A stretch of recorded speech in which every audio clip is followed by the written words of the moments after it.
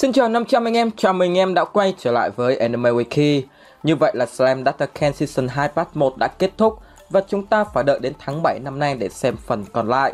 Tuy vậy, manga của bộ truyện vẫn đang cập nhật đều mỗi tháng. Câu chuyện đang hết sức gay cấn khi trận chiến giữa Clayman và Rimuru đang đến đoạn cao trào. Ok, ngày hôm nay hãy cùng Anime Wiki mở đầu series phân tích Chapter Slam thông qua video đầu tiên của chuyên mục này là Chapter 83, Gã hề điên loạn. Cực kỳ hấp dẫn đó nhé anh em. Ngoài ra, nếu anh em nào có nhu cầu mua phụ kiện điện thoại như tai nghe, ốp lưng, cáp sạc các thứ, đừng quên ghé qua ủng hộ shop phụ kiện điện thoại của Anime Wiki, bảo hành từ 6 tháng đến 1 năm, giá cước học sinh nhưng chất lượng thì bao phụ huynh đó nhé. Link shop ở phần bình luận và mô tả đó nha anh em.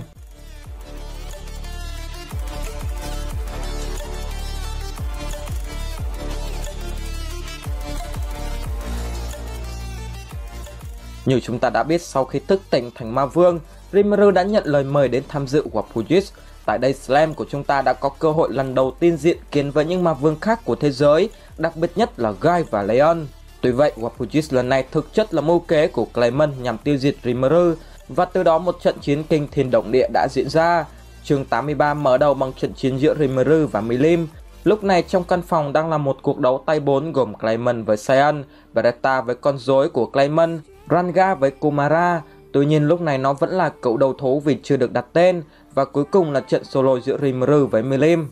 Nếu 3 trận đấu còn lại đều đang diễn ra theo hướng quân ta đè quân địch, thì trước sức mạnh quá áp đảo của Milim, Rimuru đang gặp rất nhiều khó khăn. Trên thực tế, chủ tịch có thể sử dụng Thể ước vương Orien, kỹ năng tối thượng thiên về phòng thủ để đỡ những đòn tấn công của Milim, nhưng vì vẫn muốn giữ bí mật về các kỹ năng tối thượng của mình với những ma vương khác, nên Rimuru chỉ sử dụng duy nhất bạo thực vương Vegapult để bao mòn lớp long khí trên người Milim từng chút một, nhằm mục đích làm suy giảm thể lực của cô.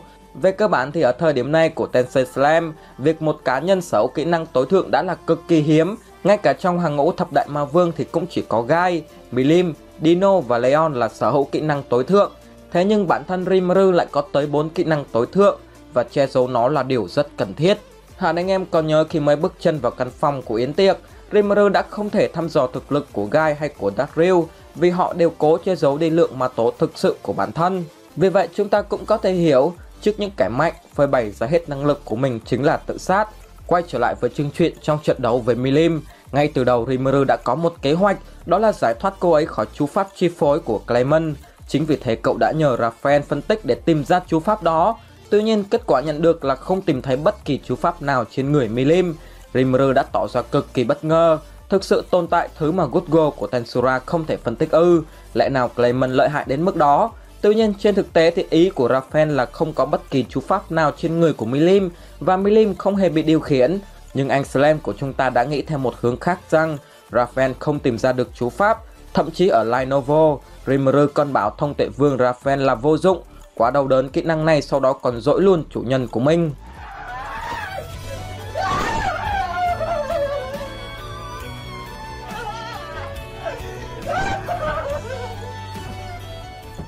Có thể thấy trong chương này, khi nghe nửa vời lời giải thích của Raphael về viên ngọc chứa chú pháp chi phối trên chiếc vòng tay của Milim, Rimuru đã ngay lập tức nghĩ đến việc phá hủy nó để rồi bỏ ngoài tai phần giải thích còn lại từ admin server.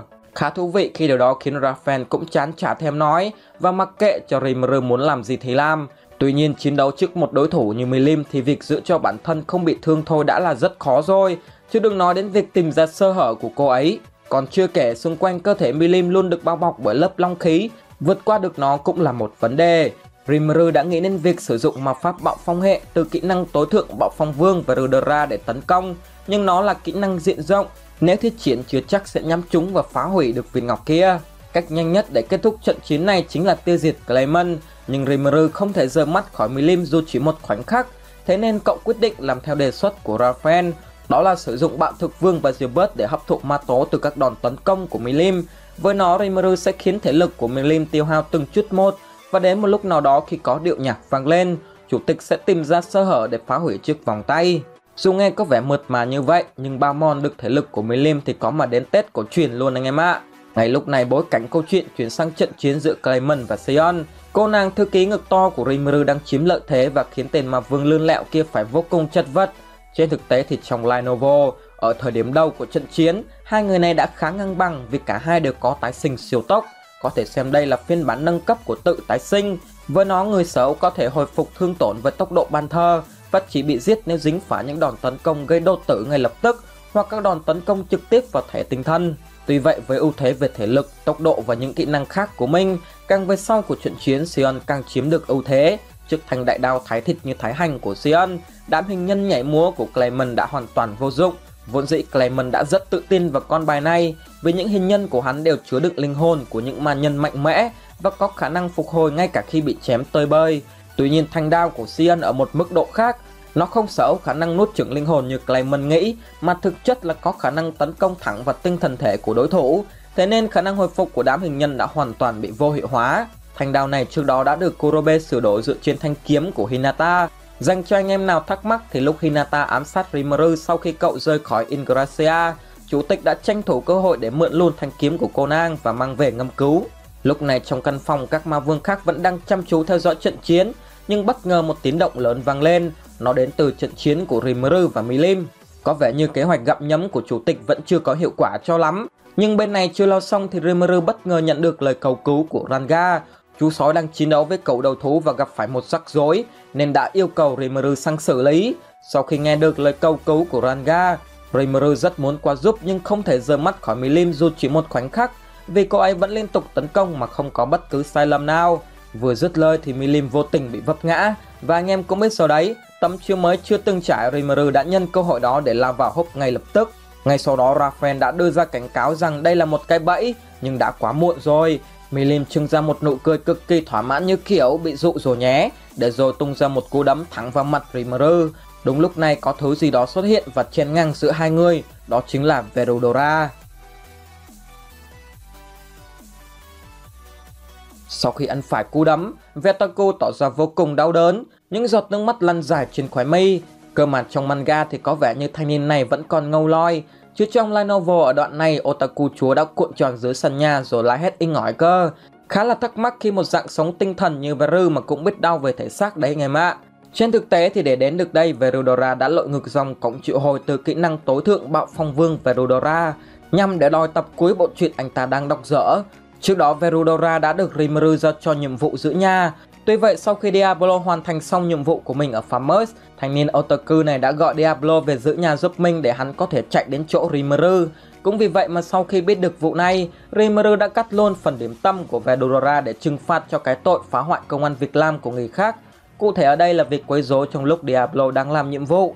Sau khi Verudora đến, Rimuru đã nhanh chóng đẩy keo Solo Yasuo với Milim sang cho anh ta, với điều kiện là sẽ đưa tập cuối cuốn truyện nếu còn trở về được. Có thể thấy cuốn truyện Verudora đang cầm trên tay có tên là By Its Eyes, hay còn được gọi là Đôi mắt Sazan, được phát hành vào năm 1987 đến năm 2002. Còn cuốn này có tên là Cell Sword, được phát hành thành 5 cuốn truyện ở năm 2017. Dù biết là tác giả đang PR truyện, cơ mà nó cũng có nghĩa là ở kiếp trước, Rimuru đang sống ở những năm 2018 trở đi. Ngoài ra khi nghe rằng Verudora là cậu của Milim, Rimuru cũng đã có chút bận tâm và tò mò. Thực tế thì Rimuru vẫn chưa biết nhiều về cái gia phả hầm hố, cũng như quá khứ đầy trẻ trâu của Verudora cùng các mối quan hệ phức tạp của thím rồng otaku này. Sau khi bỏ mặc Verudora để chạy đến chỗ Ranga, trước mắt Rimuru là con thú cưng của Clement, cựu đầu thú. Cậu cũng ngay lập tức nhận ra cậu đầu thú đang sử dụng truyền đạt tư niệm để kêu cứu. Hóa ra là nó đã bị Clement thao túng. Hiểu ra vấn đề vì sao Ranga lại yêu cầu trợ giúp, Rimuru tìm cách tiếp cận và dễ dàng hóa giải chú pháp chi phối của Clement. Ngay sau đó cậu đầu thú đã biến về nguyên dạng. Về sau con thú này đã được Rimuru đặt tên là Kumara. Ở thời điểm này nó chỉ đang có tổng cộng 3 chiếc đuôi và chỉ triệu hồi được 2 ma thú. Nhưng sau khi được đặt cho cái tên Kumara và trải qua quá trình luyện tập bên trong mê cung của Lampris, nó đã có tới 9 chiếc đuôi và đạt được đủ điều kiện để thức tỉnh thành ma vương. Ở thời điểm Rimuru gặp được Kumara thì cũng là lúc sóng gió ập đến cuộc đời của Ranga. Cảm tưởng như Ranga sẽ mất đi vị trí pet độc nhất trong lòng của Rimuru vậy. Anh em cũng thấy thái độ của chú sói lúc này rồi đấy. Đúng lúc đang có phút giây vui vẻ với thú cưng mới thì Rimuru bất ngờ nhận được thông báo từ Soei rằng họ đã chiếm được lâu đài của Clement. Kèm theo đó là tin tức từ tử linh vương Adaman đã chính thức gia nhập vào tập đoàn đa cấp của Rimuru. Ở những chương trước, Suna đã phản lại đòn tấn công của Adaman và tiêu diệt ông ta. Tuy nhiên không những Adaman không chết mà còn được phá bỏ lời nguyền. Sau đó ông dẫn theo đội quân ma vật bất tử của mình để giúp Suna chiếm cứ lâu đài Clement. Adaman cũng liên tục đòi gặp mặt Rimuru, thậm chí còn tỏ ra tôn thờ, giống với thanh niên ác ma nào đó phải không nhỉ? Có một điểm rất thú vị là Diablo và Adamant đều xem Rimuru như một vị thân và ra sức tôn thờ. Còn với đa số những thuộc hạ khác, yêu có, kính trọng có, quý mến có, nhưng hiếm ai tôn thờ Rimuru giống như hai người này. Thậm chí dù không được Rimuru đặt tên, nhưng Adamant vẫn hình thành một mối liên kết với Rimuru giống như những thuộc hạ đã được đặt tên khác, theo cách giải thích của thông tệ vương Raphael. Nhờ vào sự tôn thờ quá lớn của Adamant dành cho Rimuru đã tạo nên mối liên kết này. Vâng, đôi khi nghiện cũng đâu có xấu phải không anh em? Cơ mà thực tế thì Rimuru cũng không thích người ta tôn thờ mình tí nào đâu. Quay trở về chương truyện thì cuộc nói chuyện vẫn chưa dừng lại ở tin tức về Adamant, mà Soei còn gửi thêm vài thứ quan trọng cho Rimuru thông qua dạ dày của Gerudo. Sau khi xem những thứ đó, Rimuru tỏ ra rất đắc ý như là đã hiểu được điều gì đó. Thực ra thứ mà Soei tìm được là những quả cầu pha lê ghi lại cảnh chiến đấu của đốn đầu ma vương. Thứ này chính là bằng chứng quan trọng để Rimuru chặt đầu con rắn Clayman.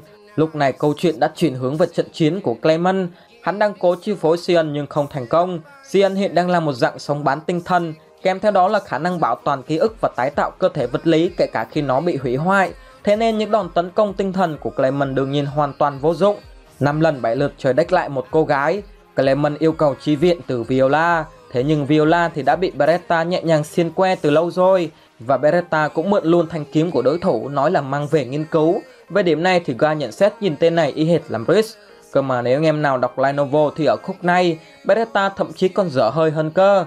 Thanh niên này đã tháo rời con hình nhân kia ra thành từng mảnh, rồi để trên sàn, sau đó đem làm quà hối lộ Rimuru để làm Riz có thể ở lại Thembes. Điều này liên quan đến việc trước đó Guy đã bắt Beretta chỉ được chọn một chủ nhân duy nhất để phục vụ, và đó là Lamris. Thế nên việc Beretta dùng con hình nhân như quà hối lộ Rimuru là để có thể vừa phục vụ Lamris vừa phục vụ Rimuru.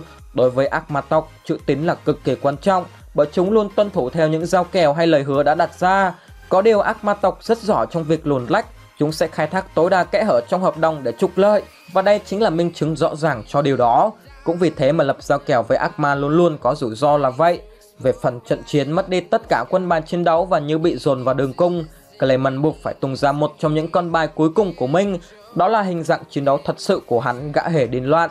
Trong hình dạng này hắn mọc ra thêm hai cặp tay ở sau lưng, hai cặp phía trên cầm rìu và búa, hai cặp bên dưới cầm khiên và kiếm. Đến đây chương truyện kết thúc bằng việc Rimuru lấy thanh kiếm của mình ra từ dạ dày và đối đầu với Clayman. Ở light novel thì sau khi Clayman biến hình, kẻ chiến đấu với hắn vẫn là Sion chứ không phải Rimuru, thế nên có lẽ manga rất có thể sẽ có chút sự khác biệt. Vừa rồi chúng ta đã cùng nhau săm soi một chút về chapter 83 của Tensei Slam Dataken. Theo tôi thấy thì manga bám khá sát với light novel, tuy nhiên việc sắp xếp các sự kiện lại có chút khác biệt.